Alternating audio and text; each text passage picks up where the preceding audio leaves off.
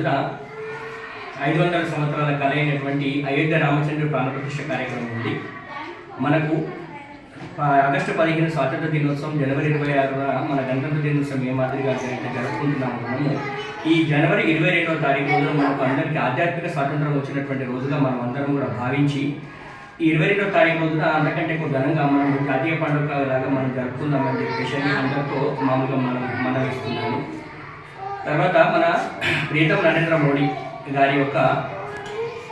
ఆదేశం మేరకు తర్వాత వారిని ఆదర్శంగా తీసుకొని పెద్దశంకరంపేట మరియు పట్టణ ప్రాంతంలో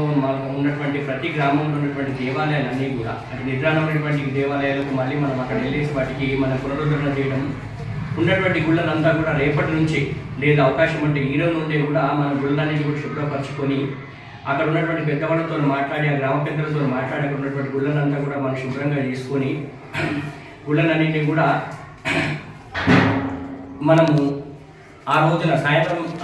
సాయంత్రం టైంలో మనం ఏంటంటే విద్యుదీకరణ చేసుకోవడం, అంటే మనకు ఎంతవరకు మనం సాధన అయితే అంతవరకు మన విద్యుదీకరణ, లేదంటే ఆ రోజు సాయంత్రం అంతా కూడా మన దీపోత్సవం. ఆ రోజున రామచంద్రుడు ఏ మాదిరిగా అయితే అయోధ్యకు వచ్చినప్పుడు దీపావళి మనం ఏ విధంగా జరుపుకున్నాం, ఘనంగా జరుపుకున్నారో అయోధ్య ప్రజలు, అదే మాదిరిగా దేశమంతా కూడా ప్రతి గడపకి మామూలుగా మనం దీపావళి జరుపుకోవడం కాకుండా నిద్రాణమైనటువంటి గుళ్ళను తర్వాత ఉన్నటువంటి ప్రతి గుడిని కూడా మనం శుభ్రపరచుకొని ఆ గుళ్ళల్లో కూడా విద్యుదీకరణ చేసుకొని దీపాలంకరణ చేసుకుంటే బాగుంటుందని చెప్పేసి అందరితో మనవిస్తున్నాను. తర్వాత మనకి పెద్దశంకరంపేటలో జనవరి 22వ తారీఖు రోజున మనకు ప్రాణప్రతిష్ఠ దీక్షణ, తర్వాత ఏంటంటే అక్కడ అల్పాహారం మొదలుకొని అన్నదానం వరకు, తర్వాత సాయంత్రం మనకు విద్యుదీకరణతో పాటుగా తర్వాత దీపోత్సవంతో పాటుగా భజన కార్యక్రమం కూడా మనకు ఆలయ కమిటీ అధ్యక్షుడు అంటే తన సొంత ఖర్చులతో మన శ్రీ విజయ కనకరాజన్న గారు తన సొంత ఖర్చులతో ఆ రోజంతా జనవరి 22 జరిగే ప్రతి కార్యక్రమం కూడా వారి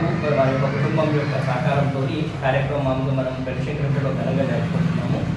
ఆ రోజు అందుకే ప్రతి ఒక్కరు కూడా పొద్దున 8 గంటలకే మనము రామమందిరం చేరుకొని గ్రామంలో మనము ఒక గ్రామ ప్రదక్షిణ చేసి శ్రీరామ జయరామ అనేటువంటి మహామంత్రంతో 108 సార్లు మహామంత్రం జపించి ప్రాణప్రతిష్ఠ కార్యక్రమం వీక్షించి అల్పారం ముగించుకొని తర్వాత మధ్యాహ్నం అన్నదాన కార్యక్రమంలో పాల్గొని ఇంటికి చేరుకున్న తర్వాత సాయంత్రం మామూలుగా అందరూ దీపాలంకరణ ఏ విధంగా తీసుకుంటాం అదే మాదిరిగా మనం రామ మందిరంలో కూడా మనం దీపోత్సవం తీసుకున్నాము. సాయంత్రం భజన కార్యక్రమంలో మామూలుగా పాల్గొని రాత్రి 8 గంటలకు విషయాలు